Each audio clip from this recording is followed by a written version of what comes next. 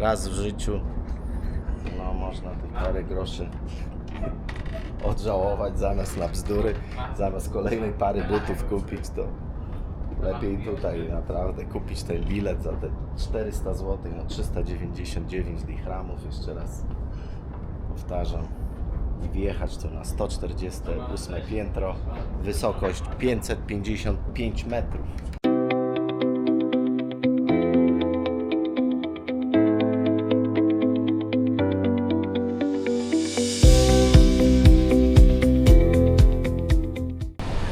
Dzień dobry. No mam nadzieję, że będzie dobry. Za 5:09 dopiero wyszedłem tutaj ze swojego hostelu, tutaj na tej swojej hałaśliwej dosyć lokalizacji. Sklepiki, restauracje różnego rodzaju już otwarte, czynne. Czas dojazdu tutaj z mojej miejscówki w okolice tego mega wieżowca, drapacza chmur najwyższego na świecie, około godziny. Także tak naprawdę to mam taką wolną godzinkę. No przynajmniej tutaj w tej dzielnicy to naprawdę można i tanio zjeść i w tych małych sklepikach tanie zakupy zrobić i usługi są dosyć tanie. Tutaj z tyłu za mną fryzjer, to już któryś punkt, który tutaj widzę. Strzyżenie 5 dirhamów, czyli 5 zł. Śmiech na sali. Tu jakaś golenie, tak samo masaż głowy po 5 zł. O, tutaj kotek taki trochę wychudzony.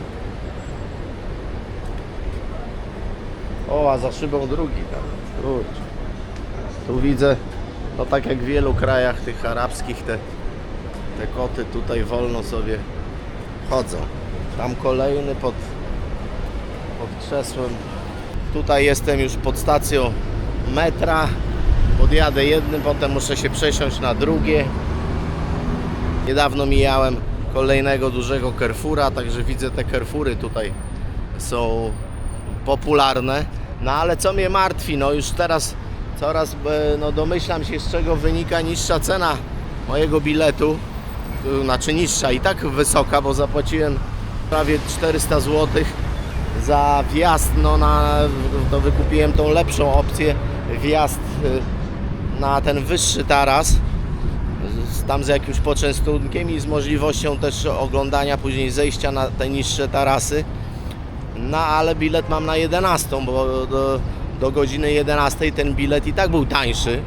Po 11 już zaczynają się tak zwane godziny szczytu i ten sam bilet kosztuje już w granicach 550 zł. No i teraz wiem, z czego to wynika. Nie ma chmur, ale po prostu taka mgiełka, ta cała wilgotność, te krople, drobne krople wody, to wszystko wisi tutaj nad nami. No i nawet szczytów takich niższych budynków nie widać. Także no może być słabo tutaj z tym. Zobaczymy, jaka będzie ta widoczność, jakie będą te widoki. No już tego tematu jakby nie przeskoczę. Nie da się tego przewidzieć. Może wszystko też zależy właśnie, o której porze roku tutaj się przyjedzie. Widoczność jest jaka jest. No nie ma co gdybać. Pojedziemy, zobaczymy. Jeszcze tak nabitym metrem w życiu nie jechałem. Przed wejściem na peronach poustawiane taśmy i normalnie kolejka. Dopiero chyba w trzeciej turze się załapałem. No i możecie mi wierzyć albo nie, ale naprawdę w całym składzie i chyba na całej tej stacji metra no nie było białego człowieka, żadnego. W kierunku tutaj zmierzam największej galerii handlowej, która na świecie, która jest u podnóża tutaj Burcz Khalifa. Tu za szybą możecie zobaczyć na razie to, co widać. No tak jak mówiłem, ta widoczność jest taka średnia. O, tam już widzę Burcz Khalifa.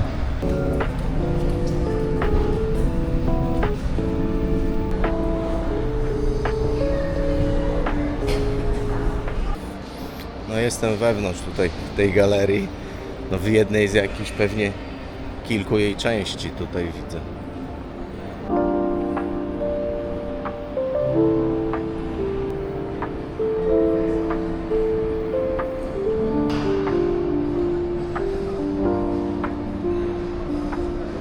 Nie no, naprawdę stwierdziłem, że ja jeszcze jednak mało widziałem. No dobijam do 40 kraju, a powiem Wam, że naprawdę tutaj to się czuję, jakbym był gdzieś, nie wiem, na Marsie. Na każdym kroku, gdzieś nie pójdę, to po prostu ten luksus, przepych, wielkość tego wszystkiego, ogrom. Przede wszystkim nie mogę się nadziwić, tu nie chodzi o pieniądze, jakie zostały tu wpakowane, tylko że po prostu w tak krótkim czasie oni byli w stanie to wszystko naraz wybudować. No dla mnie to jest nie do pomyślenia. W Polsce czasem jeden budynek tam budują, kurde, 10 lat, po 10 latach oddadzą jakiegoś tam wieżowca, wszyscy podnieceni, a tutaj to jest po prostu tego multum, no.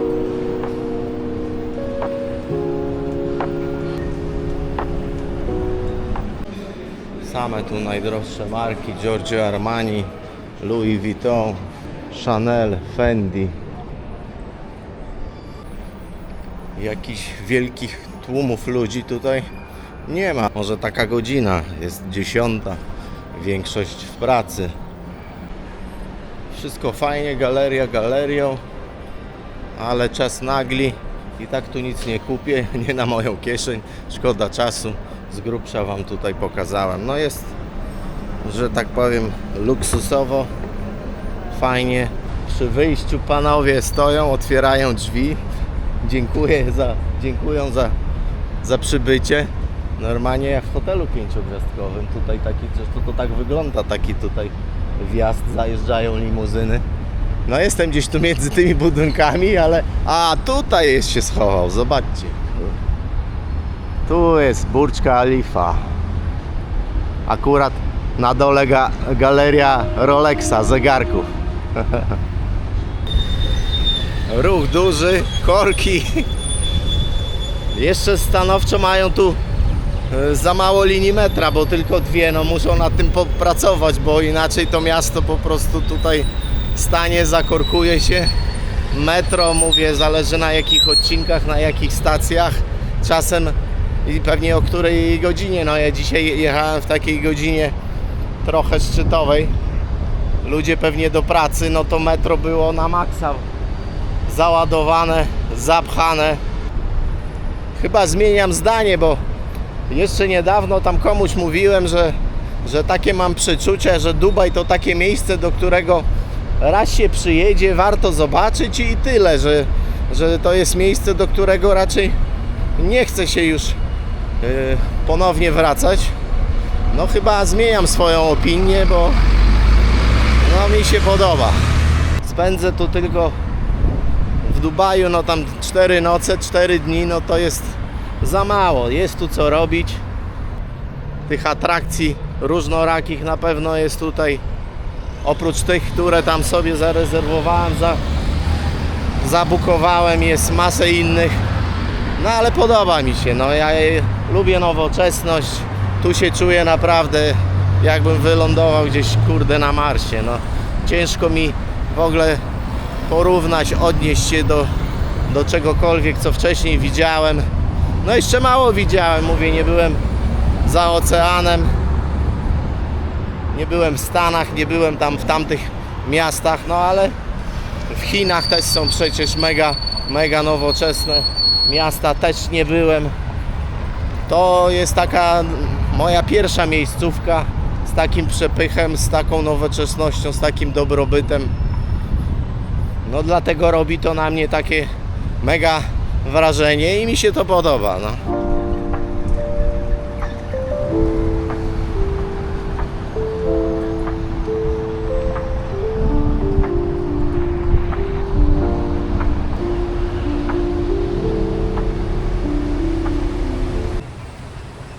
Wszystko fajnie, no ale mówię, człowiek się uczy na błędach. Niepotrzebnie wyszedłem z tej galerii, bo się okazuje, że ta galeria no, jest w jakiś tu sposób połączona z tym Burj Khalifa i recepcja, wejście no, na ten taras widokowy jest właśnie przez tą galerię. No i teraz biegnę z powrotem tutaj do tej galerii, bo czasu wcale już nie za wiele, 40 minut, no.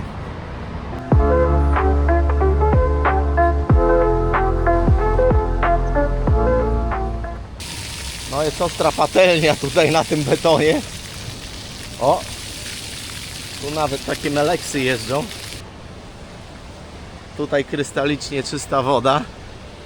No ale to sztuczny zbiornik, taki tutaj basenik.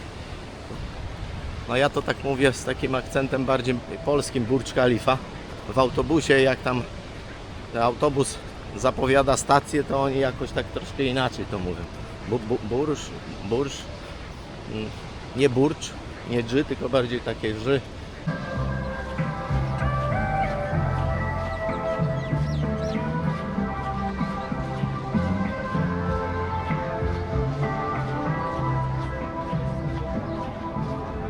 No piekarnik, ja pierdzielę piekarnik.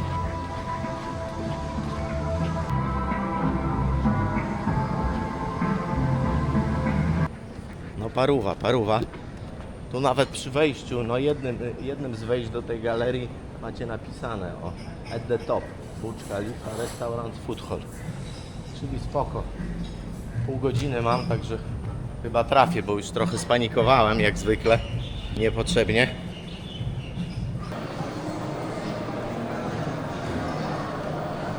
Zostawiłem plecak tutaj na recepcji, dostałem bilet papierowy, teraz idę do takiej poczekalni. Jak się grupa zbierze, to wtedy nas wywołają, zabiorą. No tak to tu wygląda, tam nie chcę na wesela filmować, tam z tyłu ludzie siedzą, nie? No takie nieduże pomieszczenie, ale pełna klima, tak jak wszędzie, także no zdecydowanie chłodniej i lepiej jak w tej chwili na zewnątrz. W jednym miejscu oddałem plecak, ale tutaj była kolejna kontrola. No całą elektronikę też musiałem walić i też prześwietlenie i przejście przez bramki jak na lotnisku.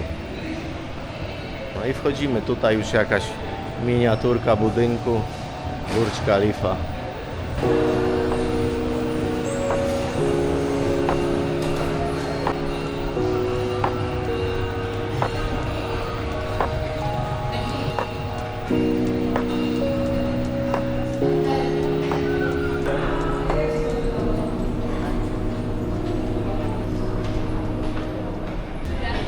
No i tutaj multimedialnie widzę, można zobaczyć na ekranach historię budowy. Data rozpoczęcia to 2004 rok, w którym urodziła się moja córka. Budowa trwała 6 lat, budynek oddany do użytku w 2010 roku. W 2006 roku tak wyglądał. No to wszystko na pewno możecie też prześledzić gdzieś tam w internecie, na innych źródłach, ale tutaj już widać jak Burcz Khalifa i nawet okolica jak wyglądała nie tak dawno temu, w 2007 roku. Zobaczcie, tu wkoło jeszcze tych budynków bardzo mało. W tej chwili tutaj wszystko już jest zabudowane, tych drapaczy chmur jest cała masa. W 2007 roku poziom do piętra 100, tak?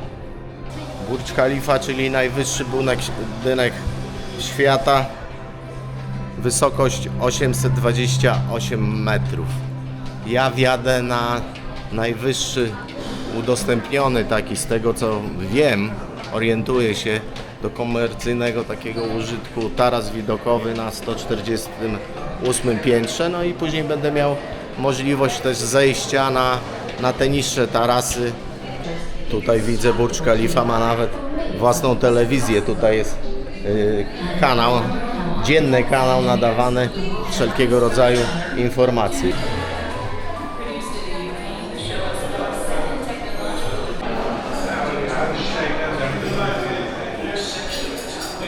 Tutaj w tym budynku jest najszybsza winda na świecie. Osiąga prędkość 10 metrów na sekundę, co daje w przybliżeniu 64 km na godzinę.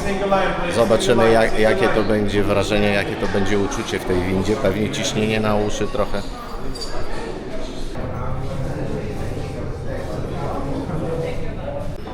No tu kolejka się rozdzieliła. Na razie jestem sam, bo tam większość ludzi wjeżdża.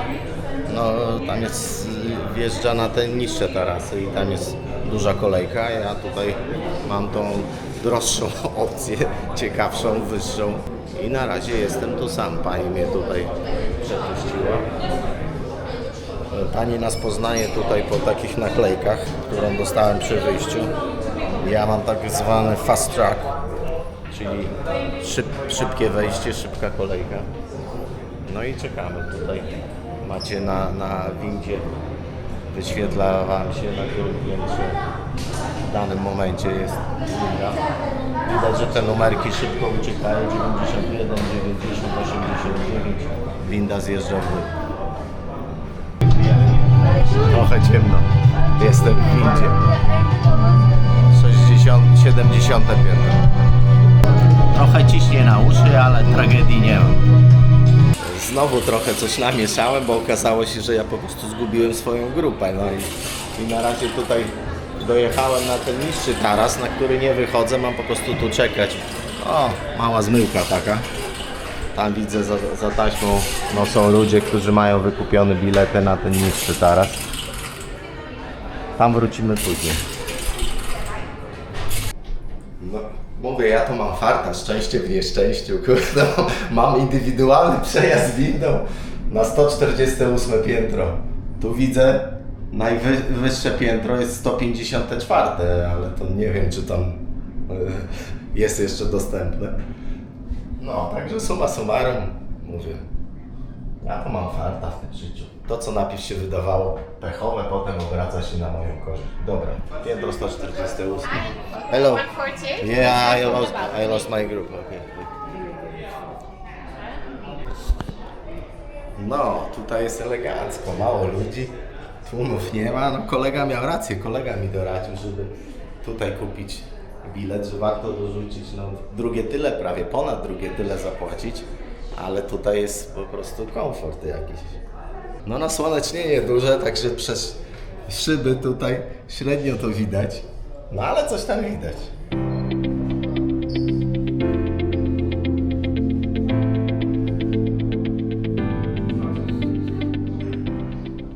Nie wiem, chyba mam tu czas nieograniczony, nikt mnie nie będzie stąd wyganiał, także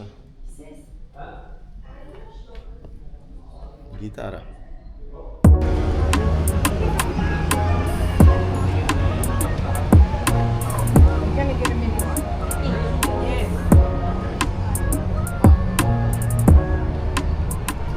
No i można też wyjść na zewnątrz, no tu już nie ma klimy, także trochę parówka. Ale nie jesteśmy już pod zadaszeniem, tylko na zewnątrz. Jak to mówią, mają rozmach skurczysyny.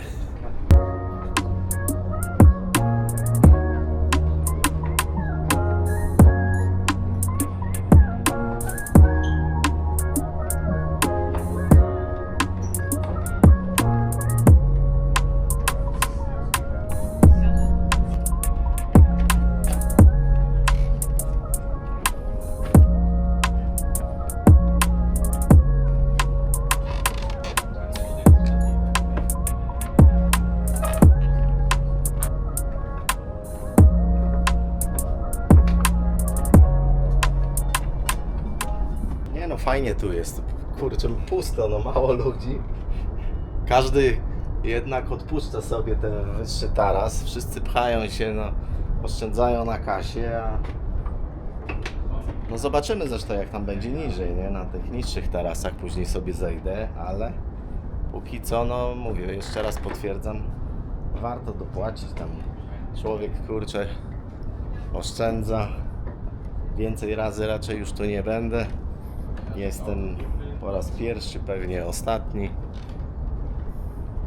bo nie lubię się powtarzać, poza tym mówię, za droga trochę impreza, żeby tak tutaj częściej wpadać, także raz w życiu, no można tych parę groszy odżałować zamiast na bzdury, zamiast kolejnej pary butów kupić, to lepiej tutaj naprawdę kupić ten bilet za te 400 zł, no 399 dirhamów, jeszcze raz powtarzam, i wjechać tu na 148 piętro, wysokość 555 metrów, o ile dobrze pamiętam, ale powiem szczerze, nie czuć tej wysokości tutaj, kurczę, no.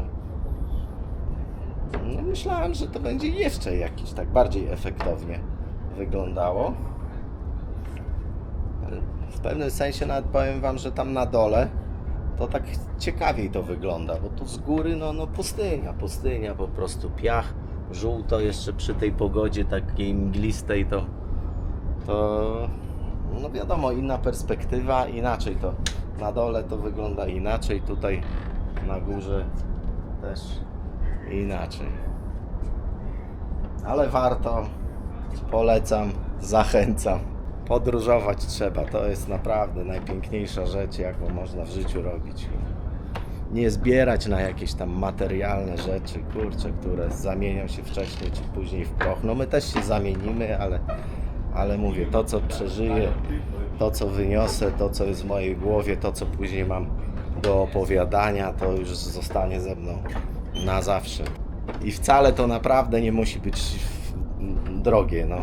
Te przeloty, noclegi, to co wydam tu na jedzenie, plus te atrakcje wszystkie, to spokojnie w 3000, nawet mniej, wydaje mi się, no nie wiem, taką końcową kalkulację dopiero później już po wylocie przeprowadzę,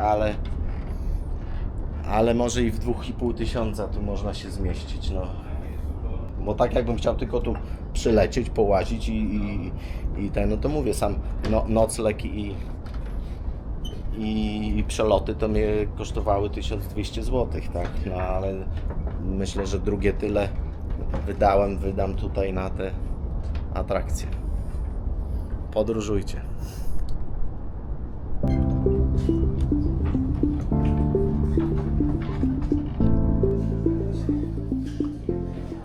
No, poczęstunek taki skromny, soczek, można było też kawę, herbatę, no ale że ja kawy za bardzo nie piję. Wziąłem soczek, buteleczka wody, 2 daktyle, jakieś ciasteczka. Także tak mocno skromnie, liczyłem na trochę więcej.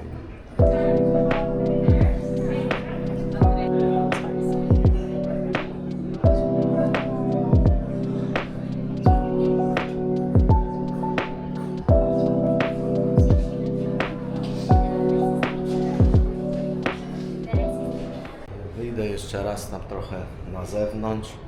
No i już tutaj powoli zawijam się tutaj z tego poziomu, z tego wyższego piętra. Zjadę na te niższe, zobaczymy jak tam to wygląda. No tam na pewno będzie więcej ludzi, będzie ciaśniej. No gorąco, parówka jest, słońce grzeje.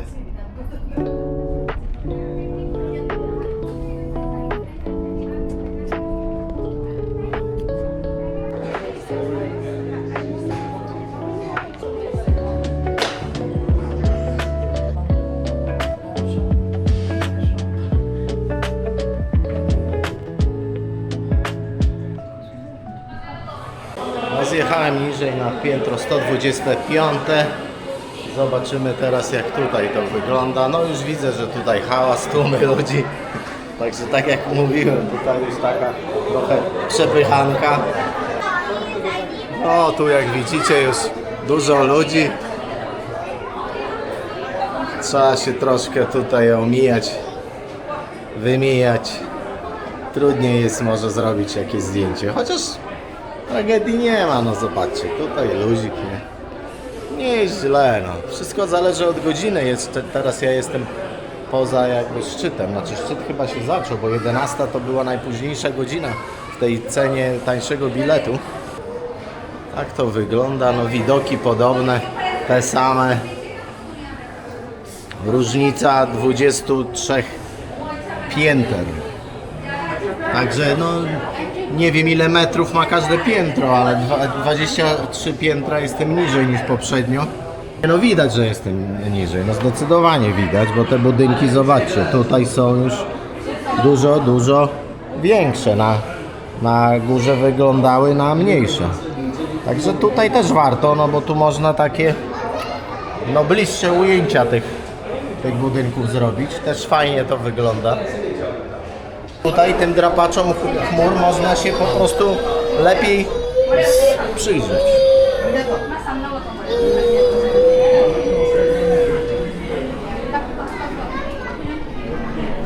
Tutaj na tym piętrze z tyłu sklep z pamiątkami. Nie no, tragedii nie ma, jakichś tłumów też. No jest więcej ludzi, ale bez przesady, nie? Przynajmniej o tej godzinie jest w tej chwili tutaj 12:40 dochodzi. Nie no, podoba mi się też, bo mówię jeszcze raz, te drapacze chmur tutaj z tej wysokości je lepiej widać, można się im bardziej przyjrzeć i też no, robi to innego rodzaju, jakby tworzy efekt innego rodzaju wrażenie, także no najlepiej mówię kupić bilet tego typu jak ja w pakiecie, teraz ten najwyższy 148 piętro i te dwa poziomy niższe na 125 jestem i jeszcze na 124 chyba będę mógł zjechać.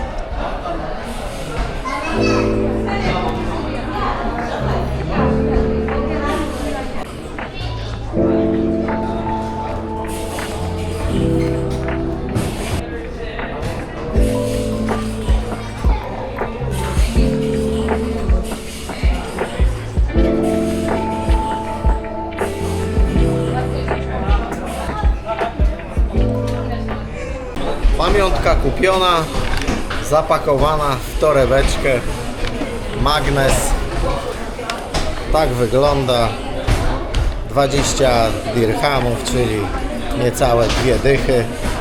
Na więcej nie mam miejsca w plecaku, nic więcej nie wcisnę. Z tyłu za mną miejscówka ze skrzydłami, wszyscy sobie foty strzelają, kolejka, no ale to bardziej dla bab chyba. Ja sobie odpuszczam, no ale żebyście wiedzieli, że jest taki tutaj, taka miejscówka, nie?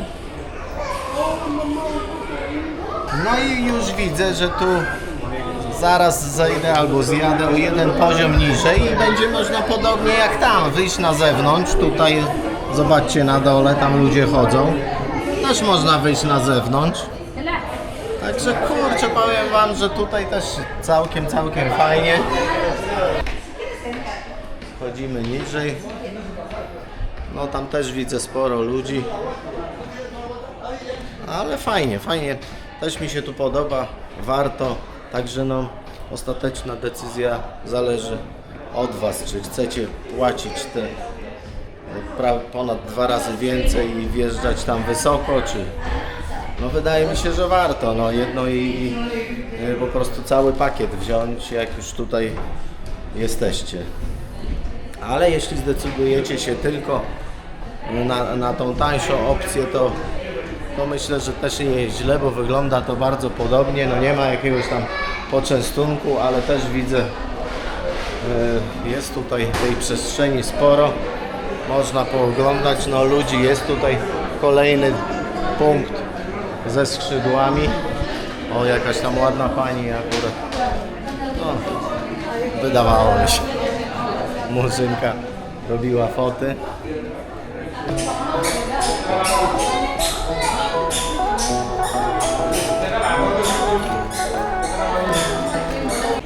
Tutaj też są profesjonalni, widzę, fotografowie. Także można poprosić o sesję z prawdziwego zdarzenia. Wychodzimy tutaj takimi drzwiami, kołowrotkiem na zewnątrz. Znowu będzie trochę paruwa. No, nie jest źle. Spoko.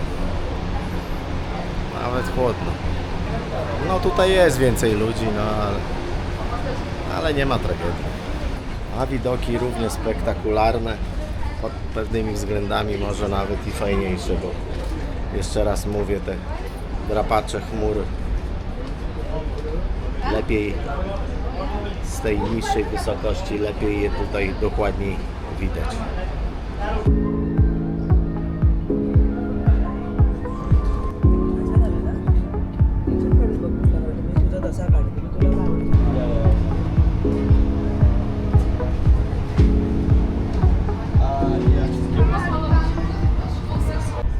Myślę, że to na tyle, już wystarczy. Jestem tu 2 godziny 40 minut, tak naprawdę od momentu wejścia do budynku to już będzie 3 godziny.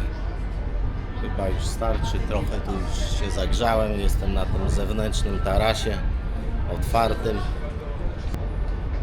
Mam nadzieję, że moja relacja tutaj z Burcz Khalifa Wam się w miarę podobała.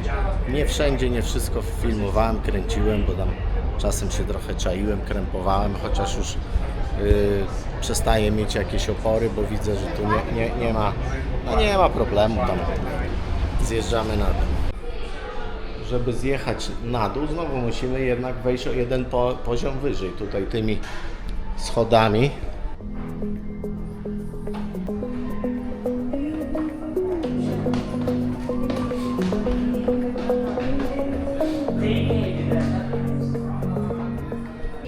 Tutaj jest taka opcja, że na tym piętrze 125 no jest kasa i tutaj możecie jakby dokupić sobie tą dodatkową opcję, czyli wjazd na ten wyższy taras, na 148 piętro, na którym byłem wcześniej.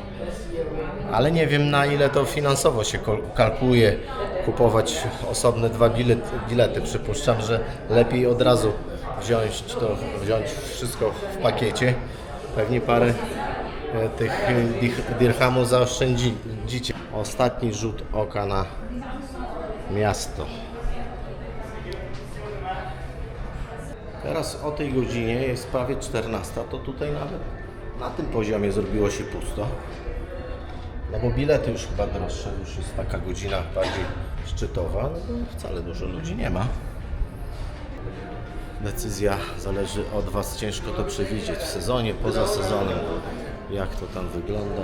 Tu jeszcze przegapiłem, jest takie coś multimedialne.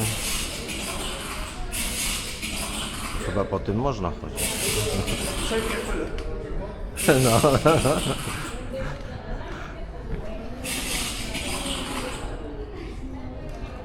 No też ciekawe.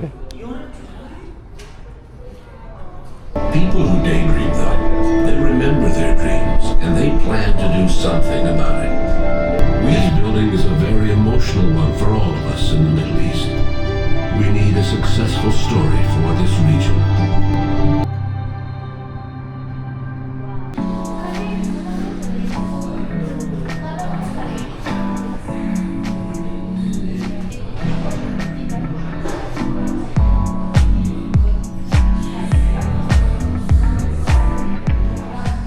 Tutaj już jak zjedziecie na dół, kurczę, trochę mi uszy przytkało, ciśnienie, przygłuchy jestem.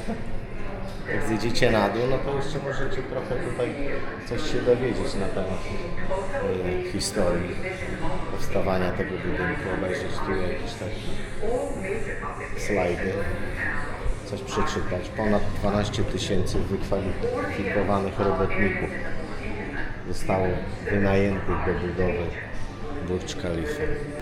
Tutaj wymienieni z imienia nazwiska jacyś główni chyba inżynierowie, konstruktorzy tego cudu, można powiedzieć. Tu cudu inżynierii budowlanej.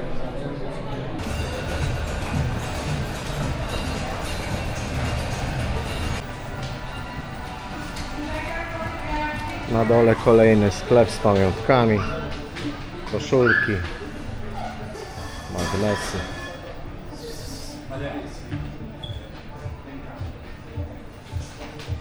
Torebki, okulary.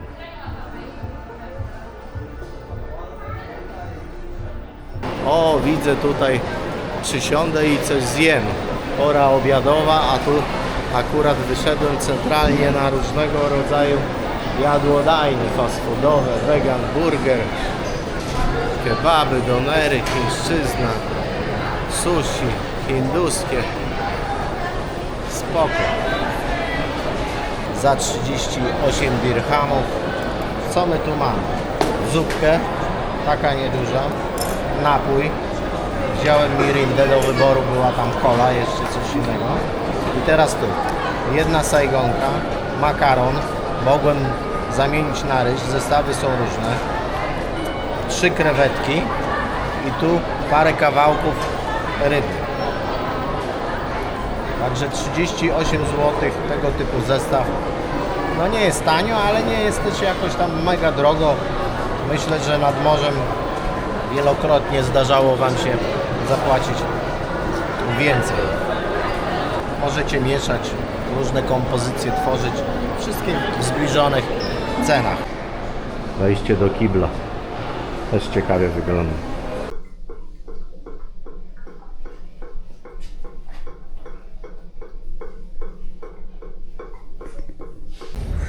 No wychodzę tutaj z tej galerii na tą parówę.